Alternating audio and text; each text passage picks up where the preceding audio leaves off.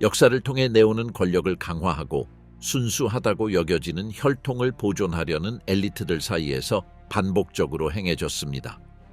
고대 이집트의 파라오부터 유럽의 왕실까지 이 전략은 이를 채택한 사람들의 정치, 사회, 생물학에 깊은 영향을 미쳤습니다. 스페인의 두 번째 왕 찰스, 마지막 합스부르크 왕과 같은 역사적 사례들은 이러한 결정의 결과를 반영합니다. 그의 취약한 건강과 수많은 유전적 문제는 단지 왕조의 종말을 의미한 것뿐만 아니라 자연 법칙에 도전한 이 관습의 한계를 드러냈습니다. 고대 이집트에서는 형제와의 결합으로 태어난 튜탕카멘 파라오와 같은 인물들이 이 현실의 또 다른 면을 강조합니다. 권력의 추구는 종종 개인적인 비극과 그의 통치에 큰 영향을 미쳤습니다. 그렇다면 왜 세계에서 가장 영향력 있는 엘리트들은 이렇게 위험한 관습을 지속했을까요? 신들과 왕들, 고대 이집트에서의 내혼. 고대 이집트에서 내혼의 관습은 단순한 전통이 아니라 파라오의 권력 구조에서 중요한 요소였습니다. 3000년 이상 지속된 이 문명에서 왕실은 단순히 통치하는 존재가 아니라 신들의 뜻을 구현한 존재로 여겨졌습니다. 파라오는 살아있는 신으로 간주되어 신성과의 연결을 유지하기 위해 혈통의 순수성을 보존해야 했고, 이는 같은 가문 내에서 결혼을 하는 것을 포함했습니다. 기원전 약 3100년경 나르메르의 통합 이집트 초기부터 파라오는 신과 인간 사이의 중재자로 인식되었습니다. 이러한 신적인 권력의 개념은 네혼과 같은 독특한 관습을 정당화했습니다. 그러나 특히 프톨레마이오스 왕조 기원전 305년에서 30년 시기에 이 관습은 더욱 제도화되어 그 시대의 정치와 종교를 형성하는 데 중요한 역할을 했습니다. 가장 주목할 만한 사례 중 하나는 프톨레마이오스 2세 필라델푸스입니다. 그는 그의 여동생인 아르신웨 2세와 결혼했으며 이 결혼은 단순한 우연이 아니라 이집트 신화에서 우주의 완전한 질서를 상징하는 신 이시스와 오시리스의 형제간 관계를 본떠 신들의 모방을 목표로 한 전략이었습니다. 여동생과 결혼함으로써 그의 신적 이미지를 강화했을 뿐만 아니라 권력과 재물이 왕실 내의 핵심 가문에 계속 남도록 보장했습니다. 이집트의 마지막 여왕 클레오파트라 7세의 경우는 이 전통이 종교적, 정치적 목적을 모두 충족시키는 방식으로 발전한 예를 보여줍니다. 여러 세대에 걸친 근친 결혼의 결과로 태어난 클레오파트라는 왕조의 연속성을 유지하기 위해 2명의 동생과 결혼했습니다. 그러나 이러한 결혼에도 불구하고 그녀는 뛰어난 정치적 통찰력과 지혜로 이집트 역사에서 가장 상징적인 인물 중 하나로 자리 잡았습니다. 하지만 네온의 영향은 단지 정치적, 종교적 차원에 그치지 않았습니다. 생물학적으로는 후속 세대에 치명적인 결과를 초래했습니다. 기원전 14세기 동안 통치한 튜탕카멘의 미라 연구는 근친 결혼의 파괴적인 결과를 드러냈습니다. 튜탕카멘은 유전적 장애로 인한 선천적인 기형인 클러풋을 앓고 있었으며 그 외에도 척추측만증과 말라리아와 같은 다른 질병을 앓고 있었으며 이는 약 19세의 나이에 이른 그의 조기 사망에 기여했을 가능성이 있습니다. 왕실만이 아니라 고립된 농업 공동체의 하층 계급 사이에서도 네온은 흔한 일이었습니다. 이러한 사회에서는 가족 외의 배우자를 구하기 어려워 근친 간의 결혼이 이루어지곤 했습니다. 그러나 왕실에서는 이 관습이 명확한 목적을 가지고 있었습니다. 혈통을 보존하고 외부 동맹이 위협이 될 수 있는 상황에서 권력을 강화하는 것이었습니다. 이집트에서의 네혼은 통제와 경배의 도구였습니다. 왕실 내에서 이루어진 각 결혼은 파라오가 일반 인간과 구별되는 신적인 존재라는 개념을 강화했습니다. 그러나 이러한 자연 법칙을 무시하려는 시도는 대대적인 근친 결혼을 통해 결국 그들이 강화하고자 했던 왕조를 약화시키는 생물학적 결과를 초래하게 되었습니다. 고대 문명에서의 근친혼, 신성한 혈통과 권력의 대가 고대 이집트를 넘어 네혼은 권력을 강화하고 통치자의 정통성을 강화하려는 다양한 문명에서 흔한 관행이었습니다. 안데스의 사파 잉카부터 인도의 군주들, 그리고 하와이 귀족들까지 가까운 친척 간의 결혼은 신성한 혈통을 보존하기 위한 전략으로 사용되었습니다. 비록 이러한 결혼들이 엘리트의 권위를 강화하는 데 도움이 되었지만 그들의 영향은 정치적이거나 상징적인 것만은 아니었다. 시간이 지나면서 유전적 결과가 왕조를 약화시키기 시작했고, 통제 측면에서는 효과적이었지만 생물학의 법칙에 도전하는 관행의 한계를 드러냈습니다. 잉카 제국에서 사파 잉카, 즉 황제의 존재는 신성한 출처로 여겨졌으며 태양의 신 인티의 직계 후손으로 여겨졌습니다. 혈통의 순수성을 유지하고 왕족의 피가 일반 귀족의 피와 섞이지 않도록 하기 위해 잉카 제국은 엄격한 내혼 결혼 관습을 채택했습니다. 잉카 통치자들은 종종 자신의 여동생과 결혼하여 황실의 직계 자손만이 왕위에 오를 수 있는 시스템을 확립했습니다. 이 모델은 권력을 공고히 하는 데 핵심적이었으며 이는 계승이 왕조에 가장 가까운 범위 내에서 유지되도록 보장했습니다. 이 관행의 가장 대표적인 예 중 하나는 자신의 여동생 코야 쿠시리마이와 결혼한 와이나 카팍의 경우였습니다. 그의 아들 아타왈파 스페인 정복 이전의 마지막 잉카 황제도 내혼으로 태어났습니다. 이 관습은 잉카 권력의 신성한 본질을 강화했지만 시간이 지남에 따라 경쟁과 내부 분열을 초래하여 스페인 정복자들에 의한 제국의 몰락을 촉진시켰습니다. 인도에서 내혼 결혼은 왕족에게만 국한된 것이 아니라 카스트 구조에 기반한 더 넓은 사회 시스템의 일부였습니다. 브라만 사제과 라지푸트 전사는 혈통의 순수성을 유지하고 열등한 계급과의 혼합을 피하기 위해 자신의 집단 내에서 엄격한 결혼 규범을 준수했습니다. 브라만족에게 그들의 권위가 신성과의 연결에 기반을 두고 있었기 때문에 내혼은 그들의 종교적 및 영적 지식의 수호자로서의 역할을 유지하는 방법으로 여겨졌습니다. 한편 북인도를 지배했던 전사 계급인 라지푸트는 이 관습을 통해 그들의 혈통의 독점성을 강화하고 하위 계층 그룹과의 동맹을 통해 군사력이 희석되는 것을 방지했습니다. 수세기 동안 이 엄격한 혼인 제도는 특정 돌연변이가 세대를 거쳐 혈통을 닫아온 카스트 내에서 더 흔해짐에 따라 유전병의 높은 발생률로 이어졌습니다. 현대 인도의 일부 공동체에서는 이러한 근친혼의 영향이 유전 질환의 유병률에서 여전히 나타나고 있습니다. 고대 하와이에서 귀족, 즉 알리인은 근친혼을 신들과의 연결을 강화하고 군도에 대한 그들의 권력을 공고히 하는 수단으로 보았다. 이 시스템에서 형제자매 간의 결혼은 허용될 뿐만 아니라 왕위 계승권을 확보하는 가장 순수한 방법으로 여겨졌습니다. 이 관행의 가장 극단적인 사례 중 하나는 하와이 왕국의 창립자인 카메하메하 1세의 신성한 아내인 커플라니의 사례였습니다. 커플라니는 절대 권력을 추구할 수 있는 가장 가까운 왕족만을 보장하는 폐쇄적인 제도인 니아우피오를 실천한 군주 가문에서 태어났습니다. 이 전통은 유럽인들이 도착할 때까지 계속되었으며 외부 세계와의 접촉이 하와이의 정치적 및 사회적 구조를 변화시키기 시작했습니다. 그러나 세대에 걸친 근친혼의 유전적 영향은 유전병과 하와이 귀족 내에서 증가하는 취약성으로 나타났습니다. 합스부르크 가문의 유전적 유산, 권력, 혈통, 그리고 쇠퇴, 유럽 역사에서 가장 영향력 있는 왕조 중 하나인 합스부르크 가문은 대륙의 정치적 균형에서 전환점을 마련했습니다.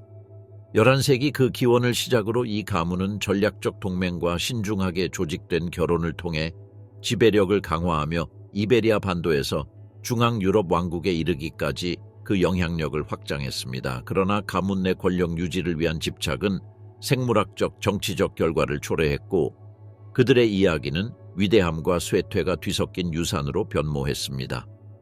내혼은 혈통의 순수성을 유지하고 내부 충성도를 보장하기 위한 전략으로 채택되었고 이는 왕조 내에서 체계적인 관습이 되었습니다. 이 결정의 결과를 가장 잘 보여주는 인물은 마법에 걸린 왕으로 알려진 스페인의 두 번째 왕 찰스입니다. 찰스 2세는 1665년부터 1700년까지 통치했으며 그의 아버지인 스페인의 필리프 4세와 어머니인 오스트리아의 마리아나 사이에서 태어났습니다. 이들은 삼촌과 조카 사이의 결혼이었으며 합스부르크 가문에서는 외부 동맹을 피하고 권력을 강화하려는 전통의 일환으로 이러한 결혼이 일반적이었습니다. 이러한 결정의 유전적 영향은 합스부르크의 외모에서 확연히 드러났습니다. 특히 합스부르크 턱이라 불리는 특성은 아래턱이 길고 아래 십술이 두드러지는 특징을 지니고 있었으며 이는 여러 세대에 걸친 근친 결혼의 효과를 눈에 띄게 나타낸 것입니다. 찰스 2세는 이 신체적 특성뿐만 아니라 인지적 결함과 생식 문제를 비롯한 더 심각한 건강 문제를 겪었고 이는 그의 삶과 통치를 정의짓는 특징이었습니다. 이 왕조의 건강 문제는 찰스 2세에만 국한되지 않았습니다. 역사적 기록과 유전학적 연구는 합스부르크 가문 내에서 유산 사망, 유아 사망 그리고 쇠약한 질병의 발생률이 현저히 증가했음을 보여줍니다. 이러한 상태는 왕조 구성원들의 개인적인 삶을 복잡하게 만들었을 뿐만 아니라 정치적 도전 과제를 만들었습니다. 찰스 2세는 2번의 결혼을 했음에도 불구하고 후계자를 생산할 수 없었고 이는 중요한 전환점을 맞이하게 되었습니다. 1700년 찰스 2세의 사망은 스페인 내 합스부르크 왕조의 종말을 의미하며 스페인 왕위 계승 전쟁을 촉발시켰습니다.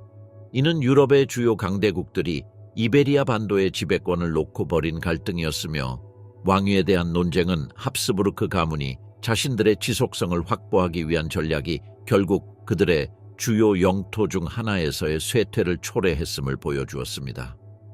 정치적 맥락을 넘어 합스부르크 가문의 사례는 정치적 결정과 생물학적 결과 간의 긴장을 잘 보여줍니다.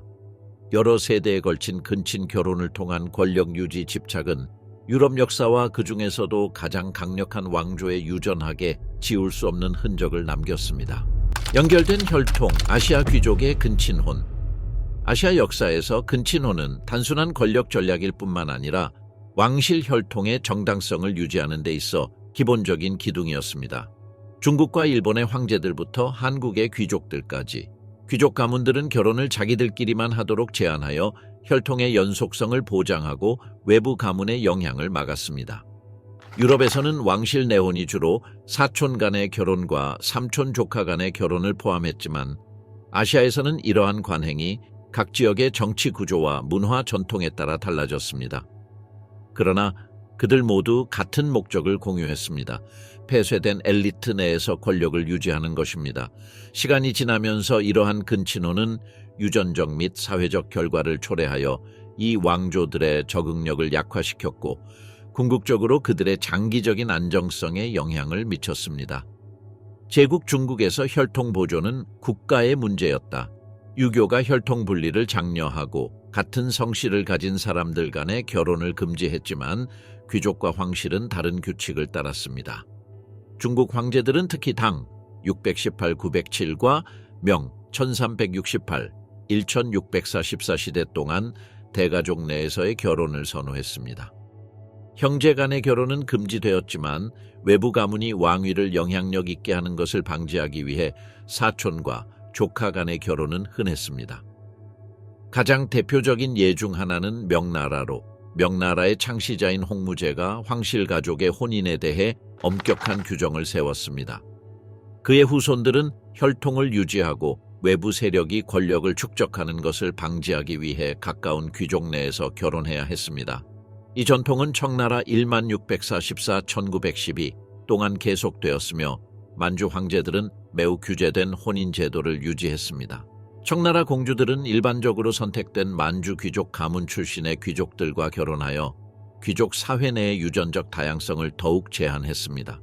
시간이 지나면서 근친혼의 영향이 황실의 건강에 나타나기 시작했고 인지 결핍과 유전병 사례로 인해 몇몇 세대의 황제들이 약화되었습니다. 일본에서 제국 혈통은 여전히 존재하는 세계에서 가장 오래된 혈통으로 2600년 이상 거슬러 올라갑니다. 황실의 순수성을 유지하기 위해 결혼은 가까운 친척과 귀족들로 제한되었으며 이로 인해 왕실 내 유전적 다양성이 크게 줄어들었습니다. 해얀시대 794에서 1185 동안 황실은 정치적 영향력을 강화하기 위해 후지와라와 같은 귀족 가문 간의 사촌 및 가족 간의 결혼을 장려했습니다.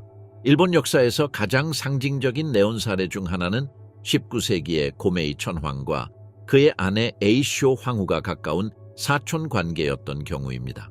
그들의 아들 메이지 천황은 허약한 체질과 건강 문제를 가지고 태어나 2000년대의 황실의 혼인 정책 개혁으로 이어졌습니다. 이러한 변화에도 불구하고 일본 황실은 여전히 구성원들이 결혼할 수 있는 상대에 대해 엄격한 제한을 받고 있습니다. 오늘날까지도 남계 후손만이 왕위에 오를 수 있으며 이는 이전 세기와 유사한 통제 구조를 유지하고 있습니다. 한국에서 조선 왕조 132-1897는 결혼이 엄격히 통제되는 매우 제한적인 엘리트 시스템을 확립했습니다. 양반으로 알려진 귀족들은 특정 허가된 가문 내에서만 결혼할 수 있었으며 이는 수세기에 걸쳐 한국 귀족 사회의 유전적 다양성을 점차 줄여왔습니다. 왕실의 경우 폐쇄혼은 다른 군주제에서 볼 수 있는 수준에 이르지 않았지만 왕과 왕자들의 결혼은 법원에서 승인된 귀족 가문의 여성과만 할 수 있도록 엄격한 규칙이 있었습니다. 가장 중요한 사례 중 하나는 영조 7724-7776 왕의 경우로 그는 가까운 친척과 결혼하지 않았지만 엄격히 통제된 조선 엘리트 내에서 여러 세대에 걸쳐 결혼한 가문 출신이었다. 그의 아들 사도세자는 아시아 왕족 내에서의 근친혼의 심리적 영향을 명확히 보여주는 사례였다. 그는 극심한 편집증과 통제할 수 없는 폭력에 시달렸고 결국 그의 아버지에 의해 쌀통에 갇혀 죽음을 맞이하게 되었습니다. 19세기 후반 한국이 사회 구조를 현대화하면서 귀족 혼인 제한이 완화되어 전통적인 엘리트 외의 가문들과의 혈통 통합이 더욱 원활해졌습니다. 아시아 귀족 사회에서의 근친혼은 왕조의 권위를 강화하고 왕실 혈통의 연속성을 보장했지만 장기적인 결과도 초래했습니다. 유럽과 이집트에서처럼 이러한 관습은 엘리트의 유전적 적응력을 감소시켜 후세의 신체적 및 정신적 건강 문제를 초래했습니다.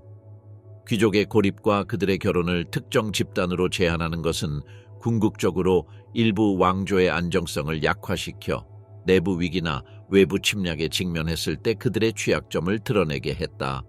아시아 제국들이 발전함에 따라 혈통을 더 큰 유전적 다양성으로 열어야 할 필요성이 커졌다. 근친 결혼, 영국 왕실의 생물학적 유산. 영국 왕실의 역사는 권력을 강화하고 왕조의 연속성을 보장하기 위해 설계된 수세기 동안의 혼인 전략을 반영합니다.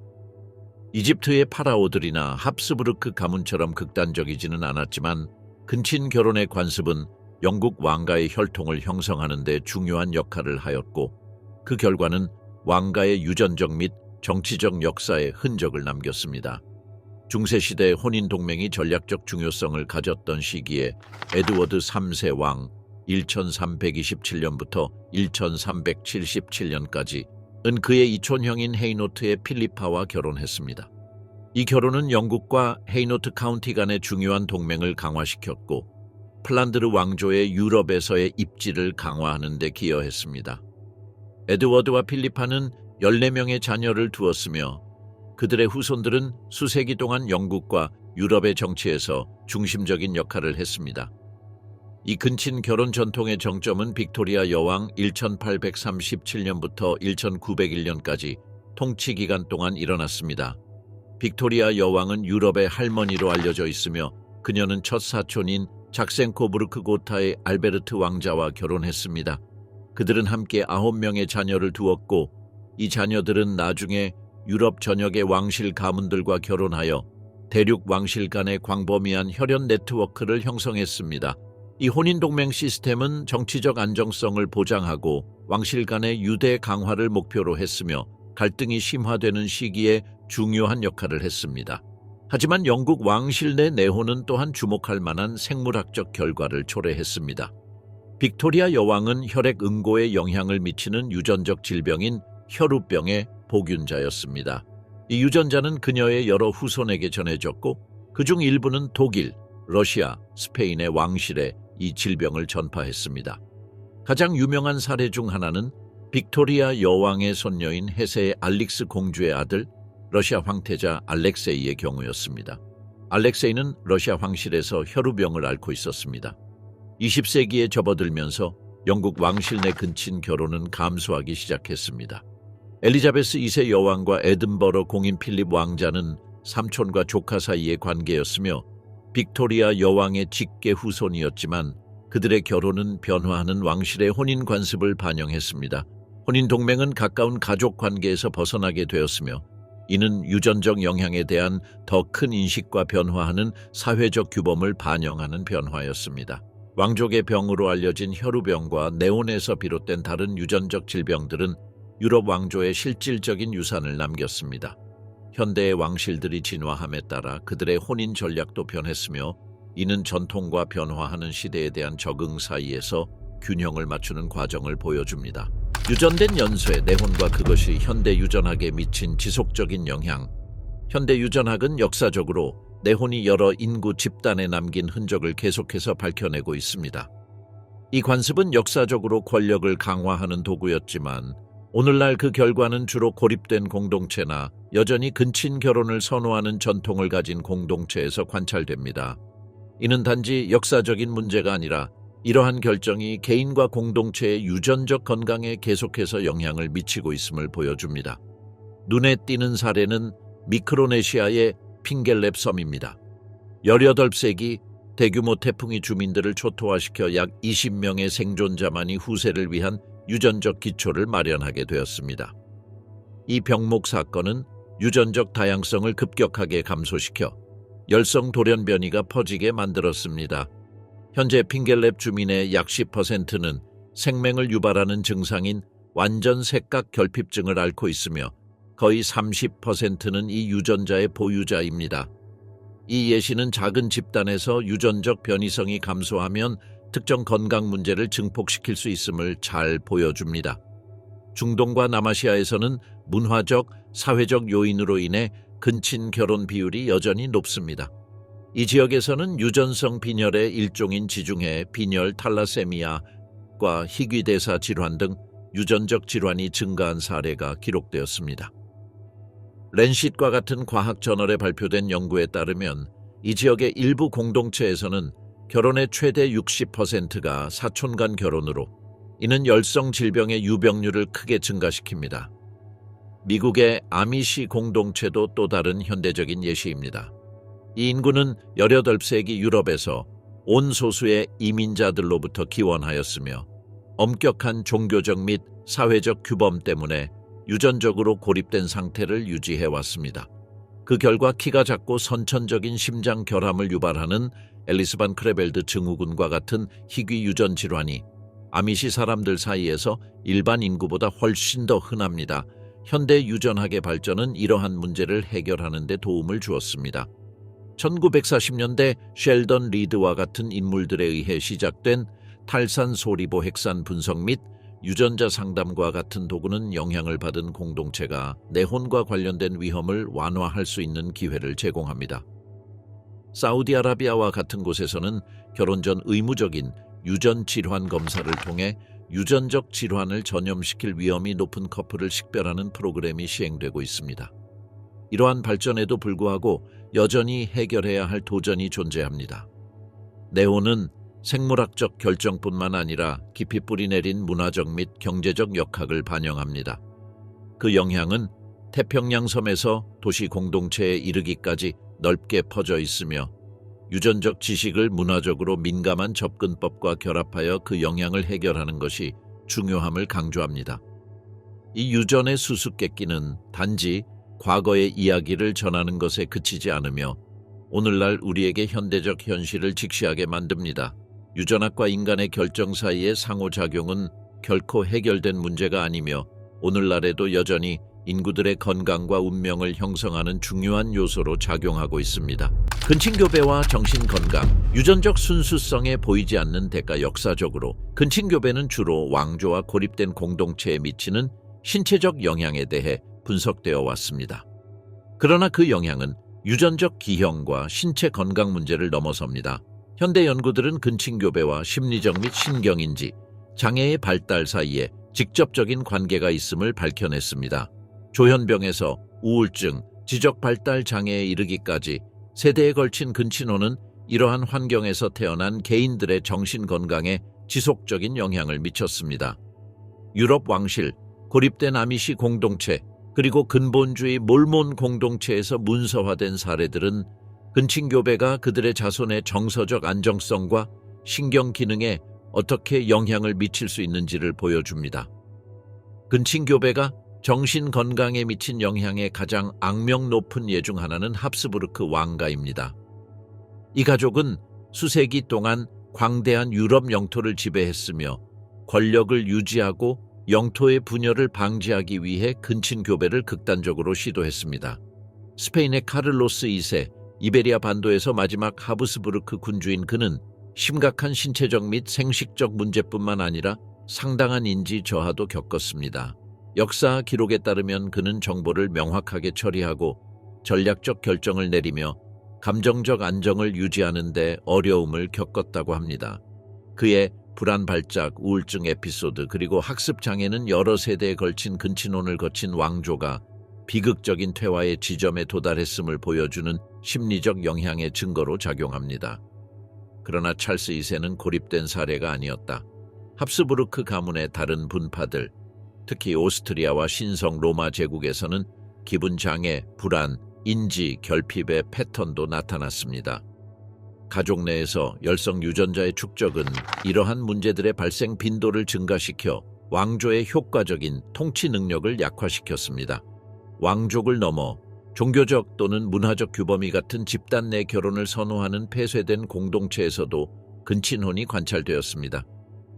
미국의 아미시와 근본주의 몰몬교 신자들 사이에서 근친교배의 영향이 정신건강과 신경발달에 미치는 영향을 연구해왔습니다.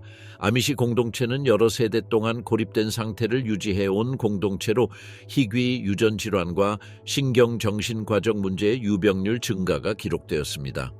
연구에 따르면 제한된 유전자 풀로 인해 특정 가족들에서 자폐증, 지적장애, 그리고 정신분열증의 높은 발생률이 확인되었습니다.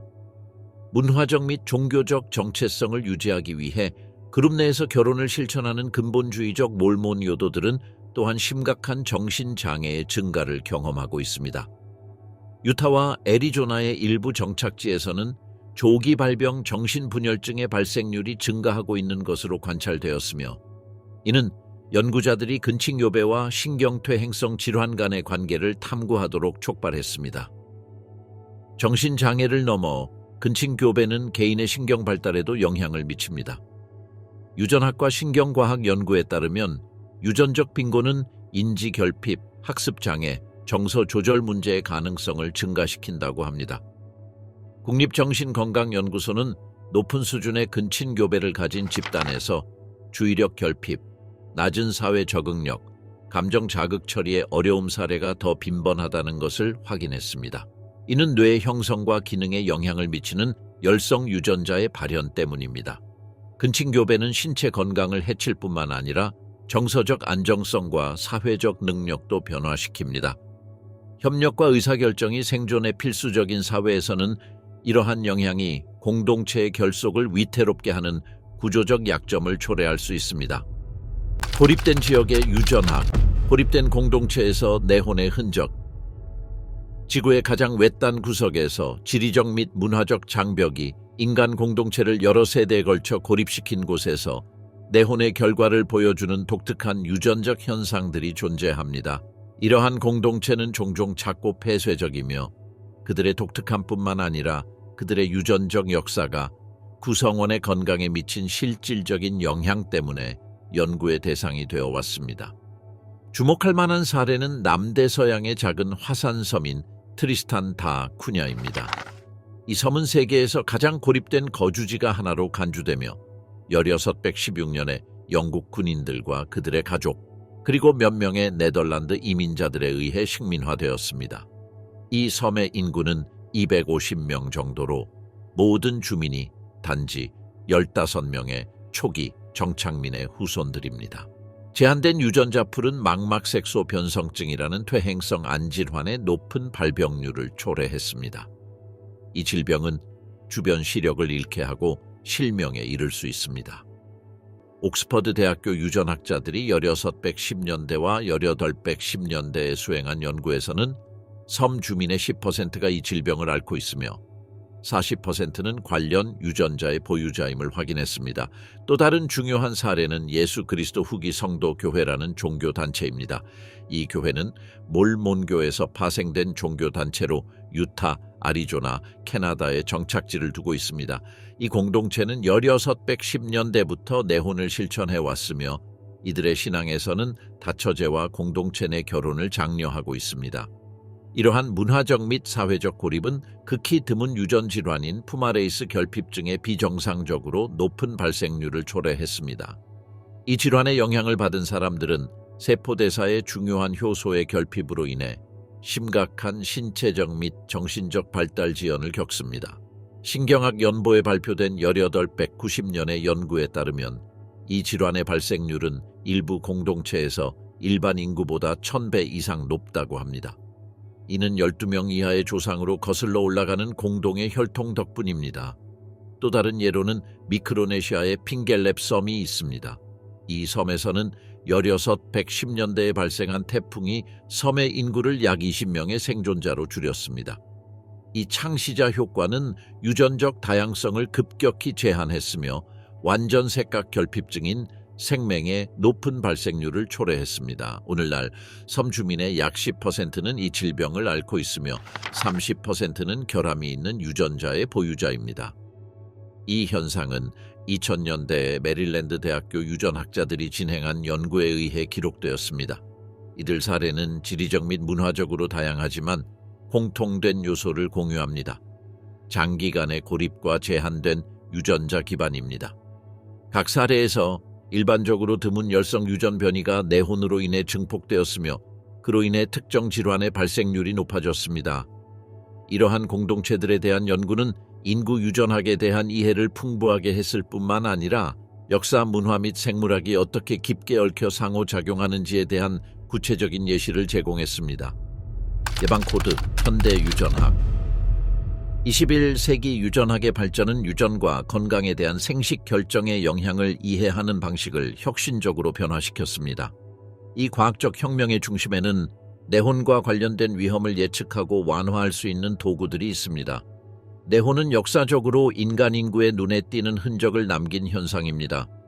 이 변화의 주요 이정표는 2003년에 인간 게놈 프로젝트가 완성된 것입니다. 이 국제적인 노력은 인간의 디옥시리보 핵산 서열을 전면적으로 매핑하여 의학, 과학의 새로운 시대의 시작을 알렸습니다.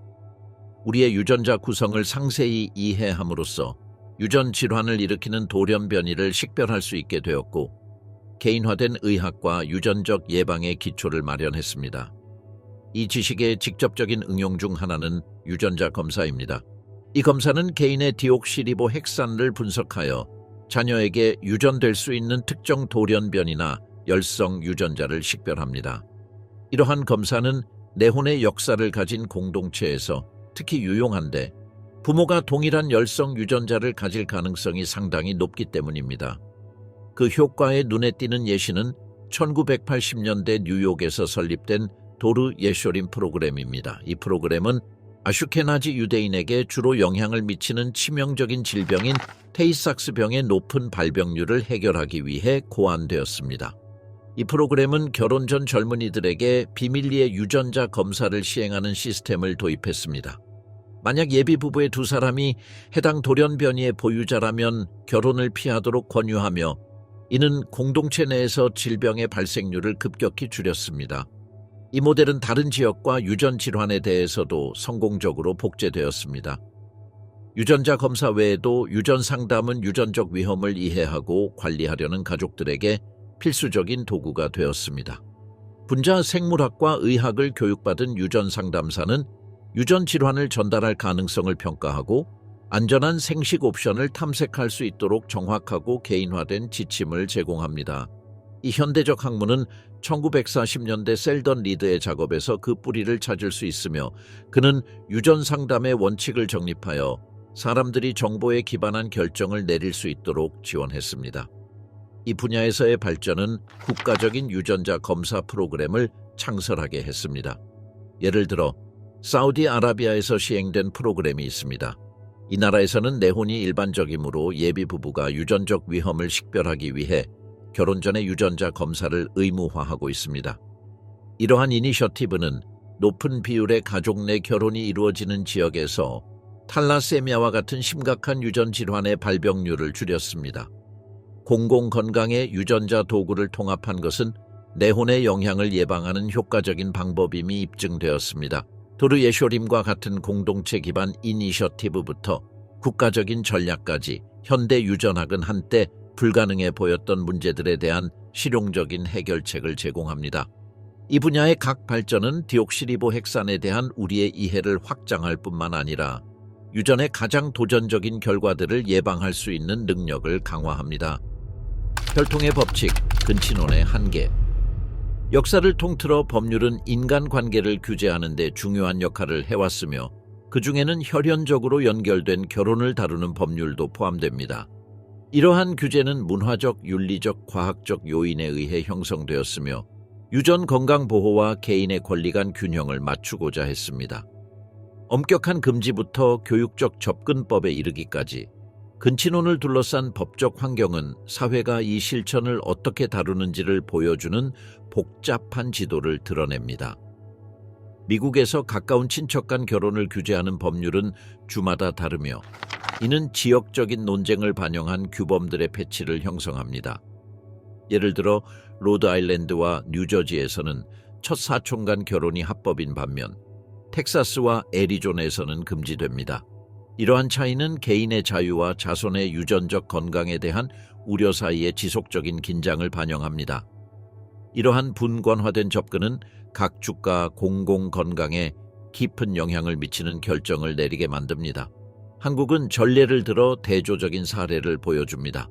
한국은 동성 동본 금혼 조항을 두고 있었습니다. 1997년까지 이 법은 같은 성씨와 출신 지역을 가진 사람들이 실제 가족 관계와 관계없이 결혼하는 것을 금지했습니다. 원래 근친혼을 예방하기 위해 시행된 이 법은 현대 사회에서 결혼 선택을 불필요하게 제한하는 구시대적 제약으로 여겨졌습니다. 광범위한 토론과 사회적 압력 끝에 이 법은 폐지되었으며 이는 국가의 법적 및 문화적 우선사항의 변화를 반영합니다. 영국에서는 1935년 할데인 자매 사건이 유전학과 법에 관한 논의에서 전환점을 맞이했습니다. 헬렌 스퍼웨이와 나오미 미치스는 모두 야맹증과 관련된 유전자를 보유한 상태였으며 자녀에게 유전적 위험을 최소화하기 위해 같은 남자와 결혼을 고려했습니다. 이 계획은 실현되지 않았지만 이 사건으로 촉발된 논의는 유전학과 법 사이의 관계에 대한 공적 관심을 불러일으켰고 이러한 문제를 과학적이고 윤리적인 관점에서 다루어야 할 필요성을 강조했습니다. 브라질에서는 카누도스 지역이 독특한 사례를 제공합니다.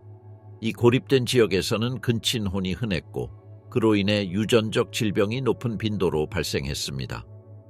법적 금지 대신 당국은 가족 건강 프로그램을 통해 교육적 접근법을 택했습니다. 이 프로그램은 근친혼과 관련된 유전적 위험에 대해 사람들에게 정보를 제공하고 이러한 결혼을 크게 줄이기 위한 문화적 변화를 장려했습니다. 이 프로그램의 성공은 강제적인 조치 대신 교육의 효과적인 대안으로서의 힘을 강조합니다. 이 사례들은 법률과 정책이 근친혼을 다루는 방식이 단순한 규제를 넘어서는 도구로서 어떻게 사용되었는지를 보여줍니다. 엄격한 규범부터 교육 프로그램에 이르기까지 채택된 전략들은 각 사회의 복잡성을 반영합니다. 궁극적으로 이러한 법적 및 문화적 대응은 근친혼의 부정적인 영향을 완화하려는 전 세계적인 노력을 강조하면서 각 공동체의 고유한 역학을 존중하려는 노력을 나타냅니다. 침묵의 유산, 고립 속에서 형성된 유전 질환. 인류의 유전적 유산은 적응, 회복력, 때로는 취약성의 이야기로 특징 지어집니다. 근친혼이 지속적으로 이루어진 공동체에서는 열성 유전자의 돌연변이가 특정 질환을 일으켰습니다. 이러한 질환은 더 큰 인구 집단에서는 드물지만 폐쇄된 집단에서는 흔하게 나타납니다. 디옥시리보핵산에 새겨진 이러한 과거의 흔적은 유전학과 역사적 조건 간의 상호작용에 대한 복잡하고 매혹적인 그림을 제공합니다. 낭포성 섬유증. 가장 많이 연구된 유전 질환 중 하나는 낭포성 섬유증입니다. 이는 유럽계 혈통을 가진 사람들 중 2,500명당 1명에게 발생합니다. 1938년 도로시 앤더슨 박사에 의해 확인된 이 질환은 비옥한 초승달 지대에서 적어도 기원전 3000년으로 거슬러 올라가는 뿌리를 가지고 있습니다. 유전학적 연구는 결함이 있는 유전자를 가진 사람들이 콜레라에 대한 진화적 이점을 가졌을 가능성이 있다고 시사합니다. 돌연변이는 심각한 감염에서 체액 손실을 제한했기 때문입니다. 그러나 오늘날 낭포성 섬유증은 호흡기 및 소화기 시스템에 영향을 미치는 심각한 질환으로 나타나며 영향을 받는 사람들의 삶의 질을 향상시키기 위해 고도의 치료가 필요합니다. 지중해 빈혈. 지중해와 중동 지역에서 지중해 빈혈은 유전자 돌연변이가 양날의 검이 될 수 있음을 보여줍니다. 이 질환은 헤모글로빈 생산이 비효율적인 특징을 가지며 고대 그리스의 히포크라테스에 의해 문서화되었습니다. 이는 인간 역사에서 깊은 뿌리를 가지고 있음을 나타냅니다. 말라리아가 유행하던 시기에는 지중해 빈혈 유전자를 가진 사람들이 이 치명적인 질병에 대해 부분적인 보호를 제공했습니다. 그러나 오늘날 말라리아가 근절된 지역에서는 지중해 빈혈이 정기적인 수혈과 고도의 치료가 필요한 의료적 도전 과제가 되었습니다. 완전 생맹. 태평양 지역에서는 핑겔랩 섬이 유전적 고립의 영향을 연구하는 자연 실험실 역할을 합니다. 1975년의 태풍으로 인구가 단 20명으로 줄어들었고 그중 한 명이 완전 생맹 유전자를 가진 캐리어였으며 이 돌연변이는 회복된 인구에서 빠르게 퍼졌습니다. 오늘날 약 10%의 주민들이 이 상태로 완전 생맹에 시달리고 있으며 30%는 이 유전자의 캐리어입니다. 이 현상은 창시자 효과로 알려져 있으며 역사적 사건들이 어떻게 지울 수 없는 유전적 흔적을 남길 수 있는지를 보여줍니다. 근친혼이 흔한 집단에서 발생하는 유전 질환은 단순한 질병이 아닙니다. 그것들은 과거의 적응과 유산의 복잡성을 증언하는 존재입니다. 감염 질환에 대한 진화적 이점에서부터 오늘날 우리가 직면한 유전적 부담에 이르기까지 이러한 조건들은 인간의 결정과 역사적 상황이 어떻게 우리의 생물학을 형성했는지를 보여줍니다. 과거와 현재의 상호작용은 현대 과학에 의해 촉진되며 우리의 유전자를 통해 유산된 도전 과제를 풀고 완화할 수 있는 미래의 가능성을 제공합니다. 근친혼과 허구 미디어에서의 표현, 감정적, 문화적, 생물학적 복잡성을 가진 근친혼은 허구적 이야기와 미디어에서 중요한 자리를 차지해왔습니다. 서사적 판타지에서부터 역사적, 심리적 드라마에 이르기까지 이 주제는 인간의 깊은 갈등과 사회를 도전하는 도덕적 딜레마를 드러내는 장치로 탐구되었습니다. 현대 허구에서 근친혼을 가장 기억에 남을 방식으로 묘사한 작품 중 하나는 조지 R.R. 마틴의 왕좌의 게임 시리즈입니다. 이 시리즈는 2011년에 홈박스 오피스에서 텔레비전으로 각색되었습니다. 세르세이와 제이미 라니스터 두 명의 쌍둥이는 7 왕국에서 가장 강력한 가문 중 하나에 태어난 인물들로 사회적 규범을 무시하고 비밀리에 관계를 유지하며 3명의 자녀를 낳아 왕좌에 오르게 합니다. 이 쌍둥이의 이야기는 근친혼이 금기시되지만 권력, 의무, 왜곡된 가족애와 같은 주제와 얽혀 있다는 것을 보여줍니다. 이 서사는 이들의 결속을 이용해 내적, 외적 갈등의 복잡성을 탐구하며 정치적 통제를 유지하려는 그들의 투쟁을 반영합니다. 역사적 드라마인 더 크라운에서는 엘리자베스 2세의 통치기를 다루며 근친혼이 미묘하지만 중요한 방식으로 등장합니다. 이 넷플릭스 시리즈는 2016년에 방영되었으며 이 현상에 직접적으로 집중하지는 않지만 유럽 왕실 간의 사촌들 간 결혼을 언급하면서 블루 블러드를 보존하는 것의 함의를 탐구합니다.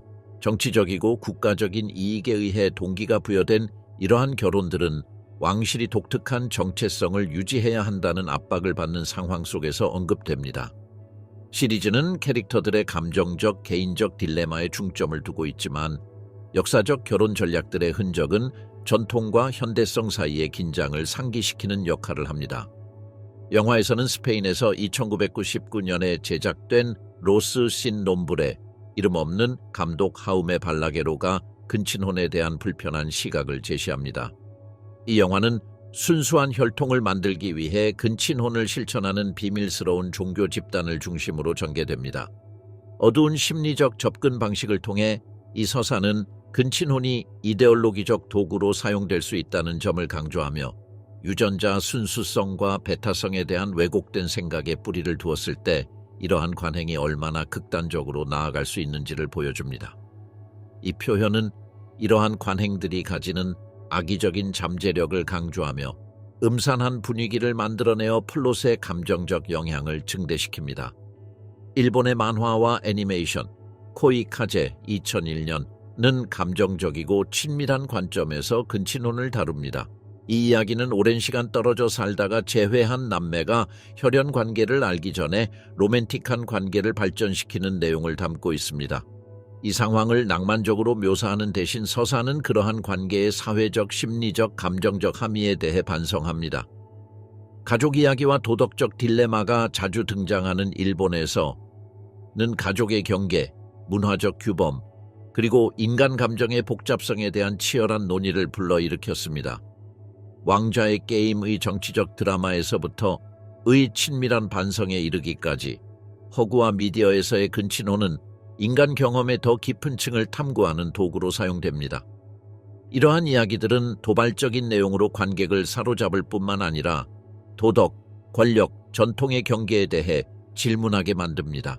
이러한 서사를 통해 근친혼이라는 주제는 그 역사적, 과학적 뿌리를 넘어 시간이 지남에 따라 사회를 정의해온 내적, 외적 갈등의 거울로서 드러납니다. 근친혼은 역사적인 관습으로서 혈통을 보존하고 권력을 공고히 하려는 문화적 신념과 권력의 역학을 반영해 왔습니다. 자연에서의 근친혼, 인류를 넘어선 현상, 역사를 통틀어 근친혼은 혈통을 보존하고 권력을 강화하며 문화적 정체성을 강화하기 위해 다양한 인간 사회에서 반복적으로 행해져 왔습니다. 그러나 이 현상은 우리 종에만 국한되지 않습니다. 자연에서 내혼은 작은 또는 고립된 집단에서 자연스럽게 발생하며 유전적 다양성의 상실부터 유전병의 증가까지 인간에게서 관찰되는 것과 유사한 결과를 초래합니다. 일부 종들은 내혼을 피하기 위한 메커니즘을 발전시킨 반면 다른 종들은 서식지 감소나 대량 멸종 사건으로 인해 내혼을 강요받았습니다. 칫에서 섬 늑대 순종계에 이르기까지 동물 왕국에서의 근친교배의 영향은 이 전략을 적용한 인간 왕조들이 직면한 도전 과제들과 흥미로운 유사점을 제공합니다. 자연에서 내혼의 가장 극단적인 예 중 하나는 치타입니다. 이 고양이는 속도와 민첩성으로 유명하며 약 10,000년 전 유전적 병목 현상을 겪어 종의 변이성이 극적으로 감소했습니다. DNA 연구에 따르면 현대의 치타들은 유전적 다양성이 극히 낮아 서로 유전적으로 너무나도 비슷하여 클론으로 간주될 수 있다고 합니다. 이 상황은 낮은 생식력, 약화된 면역체계, 그리고 선천적 결함을 포함하여 그들의 건강과 생존 능력에 중대한 영향을 미쳤습니다. 오늘날 보존 노력은 종의 유전적 변이를 증가시키는 것을 목표로 하고 있지만 근친교배는 여전히 그 미래를 위협하는 요소로 남아 있습니다. 작고 고립된 섬에 사는 늑대들은 자연 내혼의 또 다른 사례를 나타냅니다. 명확한 예로는 북미의 그레이트 레이크에 위치한 아일 로얄 섬의 늑대들이 있습니다. 이 개체군은 70년 이상 본토와 격리되어 있으며 점진적인 유전적 쇠퇴를 경험하여 생식 문제와 기형의 발생률 증가로 이어졌습니다. 이 집단에서 내혼의 가장 뚜렷한 영향 중 하나는 척추 기형의 발생이었으며 이는 늑대들이 정상적으로 사냥하고 이동하는 능력에 영향을 미쳤습니다. 유전적 다양성의 부족은 인구의 급격한 감소를 초래하여 2018년까지 섬에 남아있는 늑대는 단 2마리뿐이었습니다. 종이 해당 지역에서 사라지는 것을 방지하기 위해 과학자들은 유전적 다양성을 회복하고 개체군의 건강을 개선하기 위해 본토에서 새로운 늑대들을 도입하는 프로그램을 시행했습니다. 이 사례는 고립된 종에서 내혼이 어떻게 장기적인 생존을 위협할 수 있는지를 보여줍니다. 가축의 세계에서 순종계는 인간에 의해 유도된 근친교배의 사례입니다. 수세기 동안 사육사들은 특정 신체적 및 행동적 특성을 선택해왔지만 이 과정은 많은 품종의 건강에 부정적인 영향을 미쳤습니다. 개에서 근친교배로 인해 발생하는 가장 흔한 유전병 중 일부는 저먼 셰퍼드와 레브라도에서의 고관절 이형성증, 카발리의 킹 찰스 스페니엘과 같은 품종에서의 확장형 심근병증, 보더콜리에서의 유전성 간질, 그리고 잉글리시 불독과 퍼그와 같은 단두종에서의 단두증후군입니다. 순종계의 건강 문제로 인해 책임 있는 번식으로의 전환이 이루어졌으며 번식자들은 유전적 다양성을 확장하여 유전병의 발생률을 줄이려고 노력하고 있습니다. 그러나 특정 미적 특성을 가진 품종에 대한 수요는 여전히 많은 경우 내혼을 선호하게 만듭니다. 인간과 달리 정치적 또는 문화적 이유로 내혼을 적용한 것과는 달리 많은 종들은 가까운 친척 간의 번식을 방지하기 위한 전략을 개발해 왔습니다. 생물학은 본능적인 유전적 인식, 어린 개체의 분산, 선택적 짝짓기 시스템, 자연적인 유전적 불화합성을 포함하여 유전적 다양성을 촉진하는 자연적인 메커니즘을 구현했습니다. 일부 종, 예를 들어 쥐와 영장류는 냄새를 통해 유전적 친밀성을 감지할 수 있어 자신과 너무 유사한 개체와의 교배를 피할 수 있습니다. 늑대와 사자 같은 종에서는 젊은 개체들이 보통 새로운 영토와 짝을 찾기 위해 무리를 떠나며 내혼의 가능성을 줄입니다. 일부 새와 물고기는 가장 유전적으로 다양한 개체만이 성공적으로 번식하는 짝짓기 시스템을 가지고 있습니다. 이는 페로몬이나 시각적 신호에 기반한 짝 선택과 같은 메커니즘 때문입니다. 일부 식물과 동물의 종에서는 면역 체계가 유전적 유사성을 감지하고 너무 가까운 친척 간의 수정이 일어나는 것을 방지할 수 있습니다. 이 메커니즘은 자가불화 합성으로 알려져 있으며 많은 교차 수분 식물에서 흔히 발견됩니다. 처음에는 정치적, 사회적 목적을 위해 추구되었으나 그 영향은 영향을 받은 집단의 생물학에 나타나며 왕조와 고립된 공동체의 유전학에 깊은 흔적을 남겼습니다. 이 의미에서 유전적 순수성이나 베타성을 추구하는 것은 양날의 검이 되어 단기적인 안정성을 가져오면서도 세대를 초월하는 취약성을 초래하는 것으로 입증되었습니다. 현대 유전학의 발전은 이러한 관습의 결과에 대한 더 깊은 이해를 가능하게 하였으며 근친혼이 지속되는 현대 공동체에서 예방 전략을 촉진하는 데 도움을 주었습니다. 유전자 검사와 교육 프로그램과 같은 도구는 위험을 완화할 뿐만 아니라 유산된 전통의 의미에 대해 문화적 대화를 촉진하는 역할을 합니다. 생물학적 영향을 넘어 근친혼은 또한 허구에서 윤리적, 심리적, 사회적 딜레마를 탐구하는 서사적 자원으로 사용되었습니다. 이러한 이야기들은 전통과 현대성 사이의 긴장, 그리고 인간의 결정이 사회 구성에 미치는 영향에 대해 성찰할 수 있는 기회를 제공합니다. 근친혼은 그 본질에서 권력, 문화, 생물학 사이의 상호작용의 복잡성을 드러내며 연속성을 보장하려는 결단이 예상치 못한 결과를 초래할 수 있음을 보여줍니다. 다양한 관점에서의 분석은 과거뿐만 아니라 현재 인류가 직면한 도전을 이해하는 데 중요한 열쇠가 됩니다.